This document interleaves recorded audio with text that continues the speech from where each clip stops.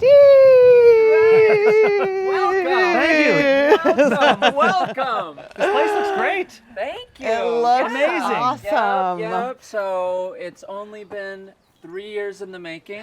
Yeah. Welcome to my nightmare.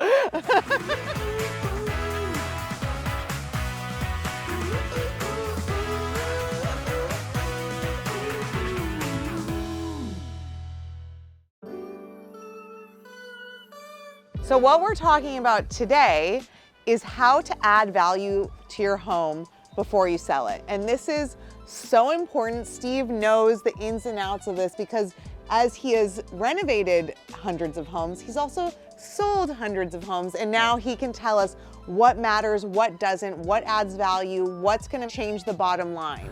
We are in the Oaks in Los Feliz. This is an enclave of luxury, beautiful homes on big streets. We're in the shadow of the Hollywood sign. Yes, the view is insane. It's a great little spot. Yeah. Steve, you've fixed up and sold. Over 200 homes in the Los Angeles area. Amazing. So the first thing we're gonna explore is the first thing that buyers see, curb Curb appeal. appeal. And we hear this all the time. When you ask people when they decided to buy their home, they often say, when we drove up, we knew right away, this is our house. So what do we do for that curb appeal that everyone talks about? What is that? I tell people all the time, you only get one opportunity to make a first impression. That's right. And you want to make sure, in this case, as you're driving up this road here, that when people see the home for sale, that it just like hits them immediately. So it's important whenever we're doing a home, and for someone that's thinking about selling their home, you want to kind of try to think in your head who your buyer might be. If you've got a 3-bedroom, 2-bath home, there's a pretty good chance it's going to be a family. So when you walk into a home, the first thing you see is the house. That's the exterior, that's the paint color, that's the landscaping in the front, and that's something that Steve is renowned for in the LA community, the colored door. The colored door. Have a funky door. It's fun in photos, it's fun to see in person, it gets you all jazzed up. Repainting your house is expensive, $20,000, $30,000 in Los Angeles, correct, to paint a house. Front door is a handyman job. Yeah. So pop a color on the front door. What else do you like to do to zhuzh the front of the house up? I think there's value in changing out some of the hardware. Okay. If you've got some kind of funky 1970s, something to change out your deadbolt and your door handle, Oh, okay. is a quick fix. We've got an address plaque that's gonna go right here. I'm big on house numbers, and Yes. I'm big on the signage. So even just the front, so one light fixture, door hardware, address numbers, repainting the door. This is less than $1,000 for all of this, would you say? Yeah. Yeah. Less than 1,000. And can make a huge difference. Can make a huge difference. All right, let's go see what you did. Come on in.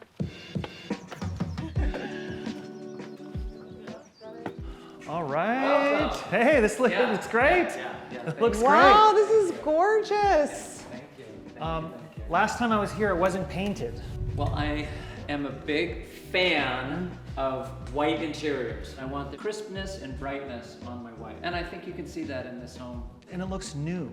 Yeah. People love new. So someone who doesn't have a new home, who has an existing home, would you advise them to paint the entire interior? Because that's not cheap. I'm just gonna say it, I'm just a big fan of white rooms. Sometimes you walk into some homes that have been redone and you'll see like kind of the taupe or the beige walls with the beige baseboard, and maybe the ceiling's a different color. I think it makes such a difference to just dip everything in white paint. Yep. It's simple. Right. When we list a home for sale, we always at least do paint touch-ups to make sure there's no cracks on the walls, that everything looks fresh, that everything looks new. Now, if you really want to upgrade your home, you paint it white, just like Steve says, because that's what the Pinterest-worthy, beautiful, clean home looks like these days, and that's what buyers want. Great. And it's beautiful because there's so many textures in here, and then you have the beautiful ceilings and the wood paneled island and then the marble, all the different forms of white is gorgeous. But another thing that I want to talk about is light fixtures. Look at this track lighting that Steve has put in here. This is ceramic, beautiful track lighting that is so distinguishing this house and shows that there is a designer touch from the traditional cans. When we list a home, often Lori will go through, do an inventory of all the lights. We'll write them all down. Then she'll go on Amazon and buy pretty close resemblance to designer lights for 40, 50, 60 bucks, then a handyman puts them in, it can absolutely transform a room. Yeah, you don't have to spend a fortune. Lighting fixtures is one of those things I don't think owners think to swap out, Yeah. but we found it makes a huge difference in how a room appears. That's right. Whoa, this is insane. Beautiful. Wow, that's sharp. Oh my God, I want a fridge in our bedroom. Steve, this is so cool. A wet bar. It's very Hollywood. Yeah. What? Why don't we have a bar in our bedroom? I know. You can see the Hollywood sign up there?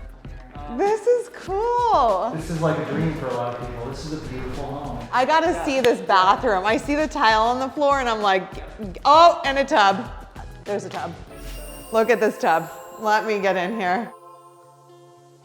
Question that we get from tons and tons of home sellers is, should I redo my kitchen? Should I redo my bathroom before we sell? Right. And the answer is, for the most part, no. No. Do not do it. Do not do it. When you're getting your home ready for sale, you should not be spending tens of thousands of dollars. There's minor upgrades that you can make to your home. As we've discussed, paint, super important.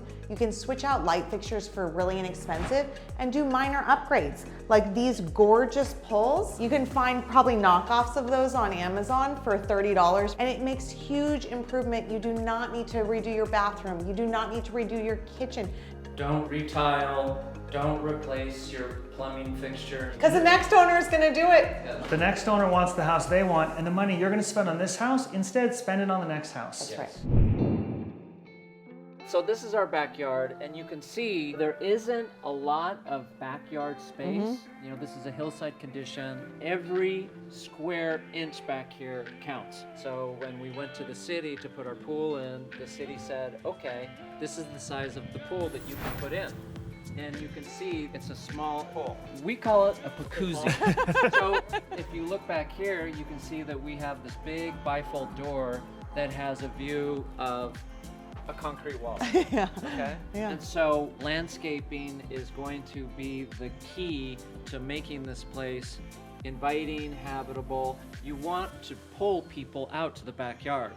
Unfortunately, landscaping comes at the very end of your project. Right? Oftentimes people start running out of money and they skimp on their landscaping. And so we're gonna have to pour a little bit of money on this thing to make sure we get top value. Yeah, landscaping is going to transform this concrete space into a backyard. We will get listings that have just dirt as landscaping, and I will go to a nursery and buy plants, and it will completely transform the pictures, the way that people feel when they walk into the house, and the way that the house looks. Yeah, so one of my landscaping hacks is I always try to plant something that's scented, like a jasmine. Another one that I like to use is I like to use a dwarf kumquat tree. Okay. Kumquats have those tiny little orange fruits. When they're flowering, oh my God, the scent that they give off. I love that. And what does a tree cost that's about that size? They're like 50 bucks or something. 50 bucks. And then it's so neat, the cute little orange. It's like that little pop of color as well. Right. So we've got paint, we got touch-ups, we've got landscaping. The house is done, then what? Staging! Staging. Let's go inside, take a look. Do you have to stage? Yes. And what is what is staging briefly? Oh, so staging is bringing in furniture and setting it up and having it look like somebody lives here. And if the staging is done correctly and it does its job, the second a home buyer walks in, it's like they've already moved in.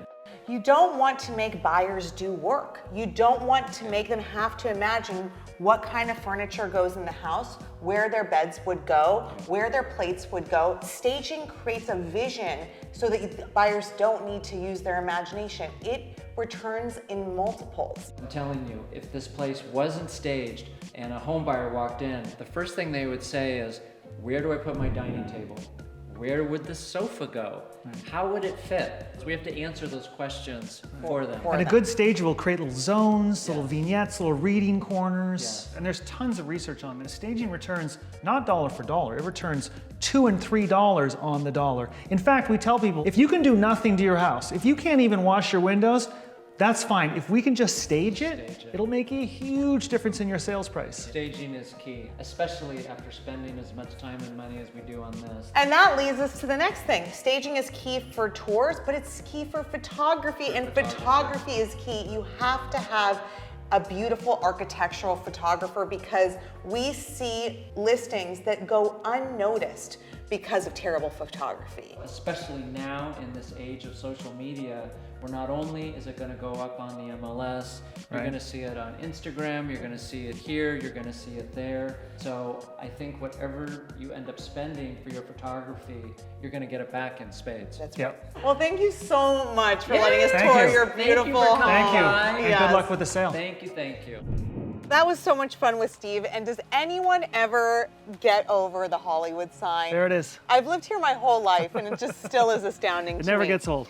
All right, summarize. Getting the most amount of money for your house. What repairs and upgrades make a difference? Number one. Number one, touch-ups and paint.